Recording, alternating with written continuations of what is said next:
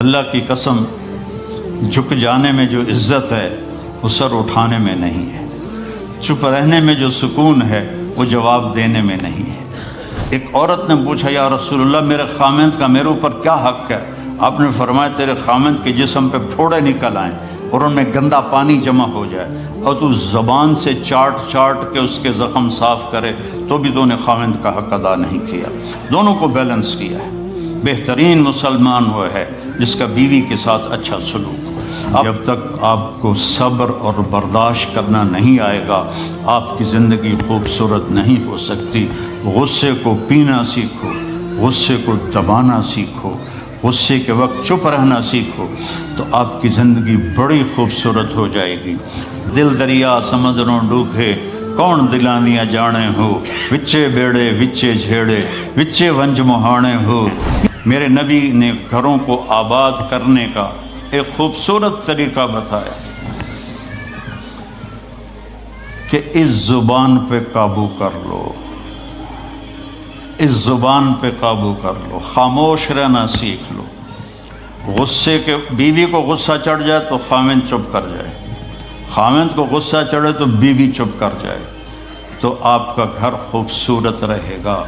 اگر دونوں ہی آگ لگ گئی اور دونوں ہی بولنا شروع ہو گئے تو آپ بھی گئے، آپ کے بچے بھی گئے۔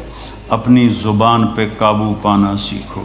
ہماری ایک دھوبن تھی ماسی شریفہ، فوت ہوگی بیچاری، وہ تھی بڑی لڑاکی، چھوٹے قادی آئے تھے، چنگا شرلی پٹاخہ ہے، تو وہ آئی میری بہن کے پاس، کہتی بی بی میریاں نوواں میرے نال بڑا لڑدیاں، لڑتی آپ تھی، میریاں نوواں میرے نال بڑا لڑدیاں، میں نے کوئی تویز دے کہ ساریاں میریاں نوکر بن جانا۔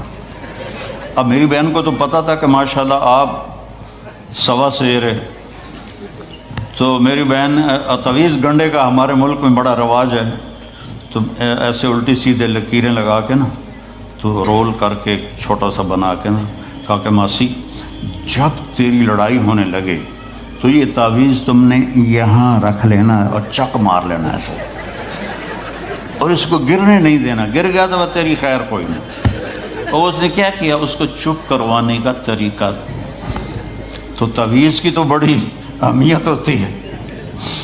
تو ایک ہفتے کے بعد آ گئی، بی بی تو بڑا چنگا تعویذ دیتا، ساری لڑائی ختم ہو گئی کیونکہ ماسی شریفہ چپ ہو گئی۔ تو یہ سب ان عورتوں کو بھی تعویذ دیتا ہوں، ماسی شریفہ والا آپ کو بھی دیتا ہوں۔ ماسی شریفہ والا تعویذ لے لو، آپ کی زندگی بڑی خوشحال ہو جائے گی۔ اللہ کی قسم، جھک جانے میں جو عزت ہے وہ سر اٹھانے میں نہیں ہے، چپ رہنے میں جو سکون ہے وہ جواب دینے میں نہیں ہے۔ آپ خاموش رہنا سیکھو، آپ اپنے بچوں کو عزت دینا سیکھو، اپنے بچوں کو ٹائم دیا کرو۔ یہاں مرد کی بھی جاب ہے، عورت کی بھی جاب ہے، تو بچے نظر انداز ہوتے ہیں، ان کو ٹائم دو۔ میرے نبی نے فرمایا اکرموا اولادکم، اپنی اولاد کو عزت دو، اور آپ نے فرمایا خیرکم خیرکم لأہلہ، سب سے بہترین مسلمان وہ ہے جو بیوی سے اچھا سلوک کرے۔ اور ایک عورت نے پوچھا، یا رسول اللہ میرے خامند کا میرے اوپر کیا حق ہے؟ آپ نے فرمایا تیرے خامند کے جسم پہ پھوڑے نکل آئیں اور ان میں گندا پانی جمع ہو جائے اور تو زبان سے چاٹ کے اس کے زخم صاف کرے تو بھی تو نے خامند کا حق ادا نہیں کیا۔ دونوں کو بیلنس کیا ہے۔ بہترین مسلمان وہ ہے جس کا بیوی کے ساتھ اچھا سلوک ہو۔ آپ نے 11 شادیاں کی، یہ شوق کی نہیں تھیں، یہ اللہ کے حکم کی تھیں اور ہمیں زندگی سمجھانے کے لیے تھیں کہ آپ یہاں رہو یا کہیں اور جگہ رہو، جب تک آپ کو صبر اور برداشت کرنا نہیں آئے گا آپ کی زندگی خوبصورت نہیں ہو سکتی۔ غصے کو پینا سیکھو، غصے کو دبانا سیکھو، غصے کے وقت چپ رہنا سیکھو تو آپ کی زندگی بڑی خوبصورت ہو جائے گی، بہت حسین ہو جائے گی۔ زندگی اندر ہے، باہر نہیں۔ اب رولز رائس میں چڑھ کے کوئی اچھی زندگی نہیں گزار رہا ہے، لائف تو اندر ہے۔ دل دریا سمندروں ڈوبے کون دلاندیاں جانے ہو، وچے بیڑے وچے جھیڑے وچے ونج مہانے ہو۔ یہ اندر ہے، لائف اندر ہے۔ اور کیا لطف انجمن کا جب دل ہی بجھ گیا ہو، جب اندر بجھا ہوا ہو تو پھر باہر کی چیزیں کوئی مزہ نہیں دیتی۔ عاصم کے مرنے کے بعد ہمیں کوئی شے اچھی نہیں لگتی، حالانکہ لائف ہر نعمت موجود ہے، سب کچھ موجود ہے۔ میرے بیٹے کا نام عاصم تھا جو فوت ہوا ابھی جب 36 سال کی عمر میں، تو کوئی شے اچھی نہیں لگتی کہ اندر ویرانی آ گئی۔ یہ اندر میں خوشحالی ہو، اس کے لیے صرف ایک ہی دوا ہے، وہ ہے محمدی بننا اور محمدی اخلاق کو اختیار کرنا، اللہ کے نبی کے طریقے پر چلتے ہوئے اپنی جان سے لڑائی لڑنا۔ ایک ہمارا دوست تھے، وہ تبلیغ میں گئے تو ان کو داڑھی رکھنے کا شوق ہو گیا، اب بیوی ان کی رکاوٹ بنے کہ داڑھی رکھو گے تو مجھے طلاق دینی ہوگی۔ اب وہ کافی دیر بیچارے سوچتے رہے، ایک دن ان کو ترکیب سوچی، آ کے بیگم سے کہنے لگے میرا جی چاہ رہا ہے کہ میں دوسری شادی کروں، لیکن میں سوچتا ہوں پہلے داڑھی رکھوں یا پہلے شادی کروں۔ تو ان کی بیگم نے کہا پہلے داڑھی رکھ لو، پہلے داڑھی رکھ لو۔ تو ایسے اپنی بیگمات کو مناؤ پیار محبت سے۔ عزت تو نبی کے طریقے میں ہے، نبی کا طریقہ چھوڑ کے میرا والد مجھے ڈاکٹر بنانا چاہتا تھا، تو آج میں یہاں کھڑا ہوتا، اگر میں ڈاکٹر ہوتا، میرا چھوٹا بھائی ڈاکٹر ہے، بہت اعلیٰ ڈاکٹر ہے، تو میں یہاں کھڑا ہوتا۔ مجھے یہاں میرے نبی کا طریقہ لے کر آیا ہے، میرے نبی کی سنت لے کر آئی ہے، میرے نبی کی زندگی لے کر آئی ہے، اور آپ جس محبت سے تشریف لائے ہیں اس کے پیچھے میرے نبی کی زندگی ہے۔ تو اللہ کی قسم عزتوں کا خزانہ ہے میرے نبی کی پاکیزہ زندگی۔ تو آپ نے ہمیں پوری زندگی گزار کے دکھایا۔ حضرت عائشہ کی دلداری فرما رہے ہیں، عائشہ انہو لیہون علی ان اریتک زوجتی فی الجنہ، عائشہ مجھے تو جب سے پتہ چلا ہے تو جنت میں میری بیوی ہے، میرے لیے تو مرنا ہی آسان ہو گیا ہے۔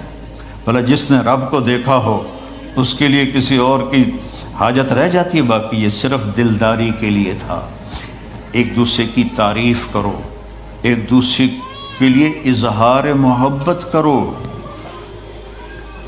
آج کا ماحول ایسا ہے، بیگم سے کہو گے آئی لو یو، کی خیرت ہے کیوں ہے؟ وہ تم سے کہے گی آئی لو یو تو تم بھی پوچھو گے خیرت ہے، کوئی چکر تو نہیں آ رہا؟ اظہار کرو، اظہار محبت کرو، اس سے آپ کے پاؤنڈنگ ہوگی۔ اولاد کو ماں باپ سمجھتے ہیں بس ہماری اولاد ہے، ہمیں ان سے پیار ہے، ان کو عزت دو، ان سے اظہار محبت کرو۔ ڈاکٹر عبدالحی صاحب ایک بڑے بزرگ گزرے ہیں، وہ اپنے ایک مرید کے ہاں کھانے پہ گئے تو پوچھنے لگے کھانا کس نے بنایا؟ تو مرید نے کہا جی میری بیگم نے بنایا۔ کہا اس کو بلاؤ۔ ان کی بیگم آ گئی تو فرمانے لگے بیٹی آپ کا کھانا کھایا بہت ہی اچھا تھا، بہت مزے کا تھا۔ وہ رونے لگی دھاڑ دھاڑ۔ تو وہ ڈاکٹر صاحب پریشان ہو گئے کہ بیٹی خیریت تو ہے، کیا ہوا؟ تو وہ کہنے لگی حضرت آپ کے مرید کے پاس مجھے 30 برس ہو گئے، 30 سال، کبھی ایک دن اس نے میری کسی چیز کی تعریف نہیں کی۔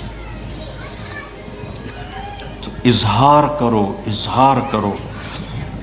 حضرت فاطمہ وہاں سے دروازے میں داخل ہو رہی ہیں، آپ کمرے میں بیٹھے ہوئے ہیں یا لیٹے ہوئے ہیں یا کرسی پر ہیں یا زمین پر ہے، جو ہی حضرت فاطمہ تھے تو ایسے تیزی سے آگے بڑھتے تھے، وہیں نہیں کھڑے رہتے تھے، اور ایسے حضرت فاطمہ کا ہاتھ پکڑ لیتے تھے اور اس کو یہاں بوسہ دیتے تھے، اور کبھی ماتھے کا بوسہ لیتے تھے، پھر ہاتھ پکڑے پکڑے ان کو ایسے لاتے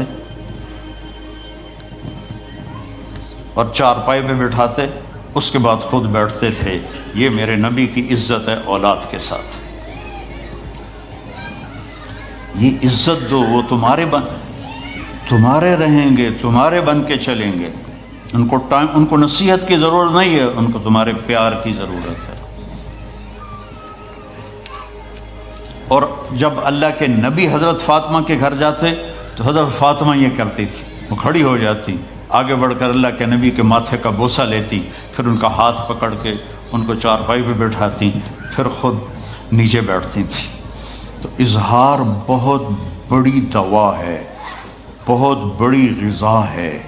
انسان محتاج ہوتا ہے اچھے کیے کہ وہ تعریف چاہتا ہے، خوشامد نہیں ہے، خوشامد حرام ہے، اور تعریف واجب ہے کہ اس کی حوصلہ افزائی کرو۔ تو یہ آپ کے بڑے گھر سے اور بڑی گاڑیوں سے آپ کی زندگی خوبصورت نہیں بنے گی، نبی پاک صلی اللہ علیہ وسلم کی مبارک زندگی کو اپنانے سے آپ کی زندگی خوبصورت بنے گی۔ باقی سب دھوکہ ہے، میرے رب کی قسم، سب فریب ہے۔ کچھ سال پہلے یہاں سے کوئی بڑے تاجر کی بیگم گئیں وہاں لاہور، تو مجھے انہوں نے ملنے کی خواہش ظاہر کی، تو ملانے والے نے کہا کہ یہ خاتون کے جو خامد ہیں وہ پاؤنڈ میں اربوں پتی ہیں، پاؤنڈ میں۔ کہا ٹھیک ہے۔ وہ آ گئی اور آ کے رونا شروع کر دیا کہ لوگ مجھے سمجھتے ہیں میں بڑی خوش قسمت ہوں، بڑی دولت ہے، بڑی گاڑیاں ہیں، لیکن میں سب کو کیا کروں، میرے خامد کا سلوک ہی اچھا نہیں۔ ہر شے اس نے زیرو کر دی کہ سلوک اچھا نہیں۔ اس کے چند دن بعد ایک اور واقعہ پیش آیا۔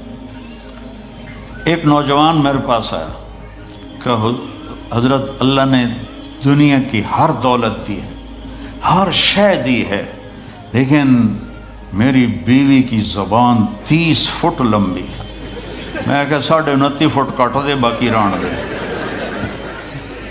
کہ اس کی زبان بڑی لمبی ہے، میں تنگ، اگر بچے نہ ہوتے تو میں اس کو طلاق دے دیتا۔ تو بھائی بہنوں، بچوں، بچیوں، اگر زندگی کو خوبصورت بنانا ہے تو نبی کا طریقہ ہے، اللہ کی قسم اس کے سوا کوئی طریقہ نہیں۔